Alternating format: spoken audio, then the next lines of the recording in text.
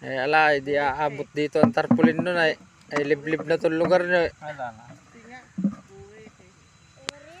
Ay dyan nga sa Marikit East, wala pa siyang tarpaulin. Kapya, wala na yun. Titingin nga ako ng tarpaulin niya kanina dyan sa gilid ng kalsada at kukunin ko sana, idadala ko rito eh, para makita niyo yung...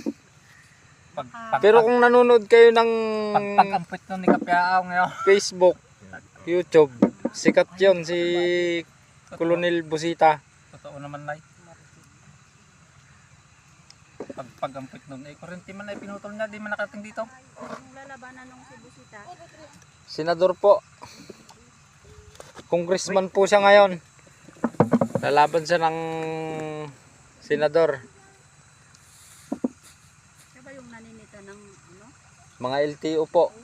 Siya po yung mga tumutulong doon sa mga maliliit na rider na inaapi-api ng mga pulis at saka LTO.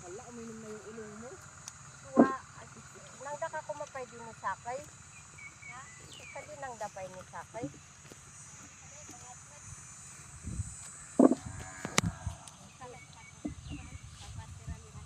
Ang partida ni manok. Good kaya yan. Ay wala na itungawan ko to wala ay mo. Binidyo ko nga yung daan nyo, baka sakali. Ay di man inaabot ng kondito eh, sa lugar nyo. Di na inaabot ng tulong ng gobyerno. Ang gobyerno dito.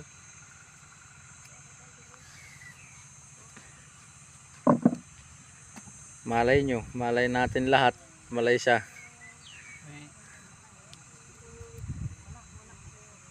Pero may di pa rin tayo tay. Yung bahay na yun tayo, may di pa rin tayo. Mahirap ilabas yun.